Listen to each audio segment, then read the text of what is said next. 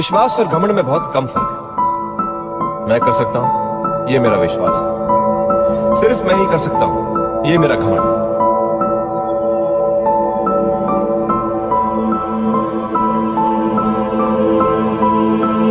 विश्वास की हमें जरूरत है, इसे अपने पास रखिए। और घमंड, अगर ऑफिस के दरवाजे। अकबर को मिला नया दुश्मन, बीरबल ने भी छोड़ा अकबर का साथ। तो दोस्तों, हमारी पिछली रिलीज्ड वीडियो में हमने आपको अकबर और तानसेन के बारे में बताया था कि कैसे वो तानसेन की इज्जत बचाने के लिए अपने सिपाहियों की जान लेने तक को तैयार है। वो तानसेन की इतनी इज्जत करता है, लेकिन फिर अचानक से दीवाने खास में कोई एंट्री लेता है जो कि खुद को तानसेन से भी अच्छा गायक बताता है और कहता है कि उसे भी अकबर के दरबार में शामिल होना है। तो चलिए यहीं से शुरू करें आज की ये वीडियो और देखें कि आखिर आगे कहानी में क्या हुआ। लेकिन वीडियो शुरू करने से पहले आपके लिए एक बड़ी खबर है। अगर आप भी सिनेमा इंडस्ट्री से जुड़ना चाहते हैं और काम करना चाहते हैं तो डिस्क्रिप्शन बॉक्स में दिए गए जॉब लिंक पर क्लिक करें और इस अपॉर्चुनिटी का भरपूर फायदा उठाएं। हेलो दोस्तों, बॉलीग्राज स्टूडियो से मैं हूं मासूमी और आज हम बात करेंगे 2022 की one of the most awaited movies Baiju Bawra के बारे में। तो जैसे ही अकबर उस सिपाही को काल कोठरी में भेज देता है, उसके कुछ पल बाद ही होती है इस महान गायक की एंट्री। इसकी दाढ़ी काफी घनी है और इसके हाथ में भी तानसेन की तरह सितार है। इसने सर पर कफन बांधा हुआ है और गुजरातियों की तरह ही इसकी वेशभूषा है। दरबार में घुसकर तानसेन के पास आकर वो कहता है, घमाघंडी महाराज, मैं रामा राय, एक गायक हूँ। ऐसा गाना गाता हूँ कि एक बार जो सुन ले उसकी जिंदगी सफल हो जाती है। चाहता हूँ कि आपके नवरत्नों का हिस्सा बनूं, मुझे ये मौका दें। जानता हूँ तानसेन मियाँ आपको अत्यंत प्रिय हैं, लेकिन आप एक बार मुझे मौका तो दीजिए। इतने में अकबर जवाब देता है, मौका तो हम तुम्हें बाद में देंगे, पहले मुझे ये बताओ कि तुम्हें यहाँ ऐसे आने किसने दिया। दीवाने खास में ऐसे कोई भी बाहर का आदमी चलकर नहीं आ सकता। सिपाहियों, इसे यहाँ किसने आने दिया है?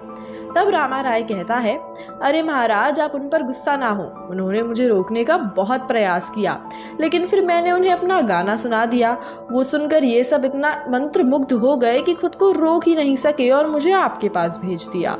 खैर, अब इनको भी मैं क्या ही बोलूं, मेरा गाना है ही इतना लाजवाब। अकबर कहता है, देखो तुम जो भी हो, मुझे अपने दरबार में एक और गायक की आवश्यकता नहीं है। मैं तानसेन मियाँ से बहुत खुश हूँ और मैं नहीं चाहता कि यहाँ एक और गायक आए। रामा राय एक दो बार अकबर को समझाने की कोशिश करता है कि वो उसे एक मौका दे, लेकिन अकबर जब नहीं मानता तो वो एकदम से अपने बस्ते में से तलवार निकाल देता है और तानसेन के गले पर रखता है और कहता है, यदि आप मेरा गाना नहीं सुनेंगे तो मैं इसका यहीं कत्ल कर दूंगा।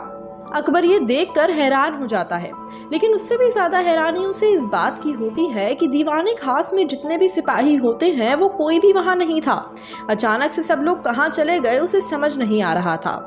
तानसेन अपने गले पर टंगी तलवार के बाद भी मुस्कुरा रहा होता है। रामा राय उससे कहता है, क्यों बे, तू कोई सनकी है क्या? अब भी हंसे जा रहा है।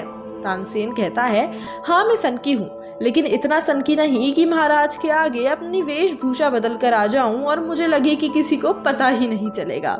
अकबर कहता है, तानसेन ये तुम क्या कह रहे हो?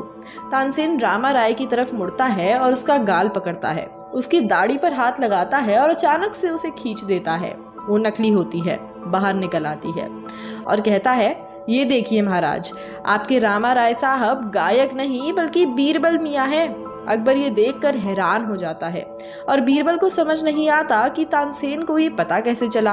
वो उसकी तरफ बड़ा हैरान होकर देखता है। तभी तानसेन कहता है, अरे अरे बीरबल मियाँ, आप इतना घबरा क्यों रहे हैं? माना कि आप इस दरबार में सबसे बुद्धिमान हैं, लेकिन हम भी इतने बेवकूफ़ तो नहीं। जानता हूँ कि आपको मुझसे कितनी ईर्ष्या है और कैसे आप चाहते हैं कि आप ही महाराज के सबसे प्रिय नवरत्न हो, लेकिन आपको समझना होगा कि सब नवरत्नों का अपना एक स्थान है और आप तो शुरू से यहाँ हैं। मुझे तो महाराज खुद से बाहर लेकर आए हैं। इतने में अकबर कहता है, ईर्ष्या, ये तुम क्या बोल रहे हो तानसेन? क्या ये सच है बीरबल? तुम्हें क्यों तानसेन से ईर्ष्या है?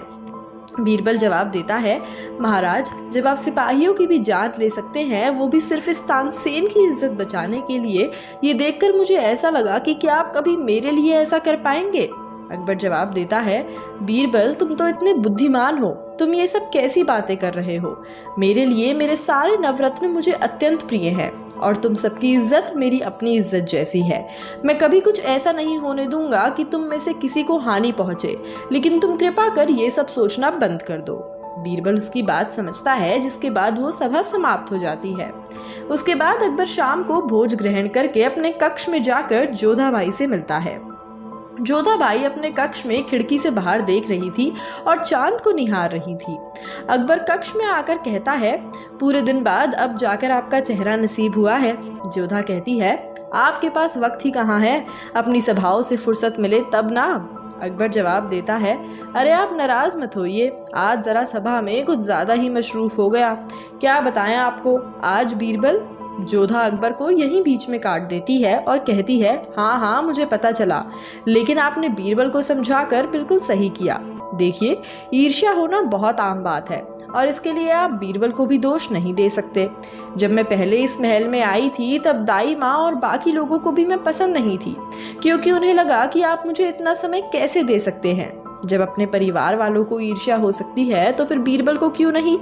मैं जानती हूँ कि आपने उसे समझा दिया है, लेकिन मैं इतना भी जानती हूँ कि जिसे ईर्ष्या होती है वो इतनी आसानी से समझता नहीं। वो दोबारा ऐसा कोई काम जरूर करेगा जिससे आप इसकी ओर आकर्षित हो जाएं।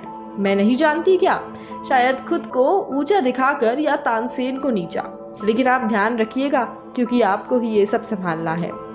अकबर जवाब देता है, क्या बात है रानी साहिबा, आप तो बहुत समझदार हैं, आपको सब मालूम है ना। जोधा जवाब देती है, और क्या, हम भी आखिर रानी हैं।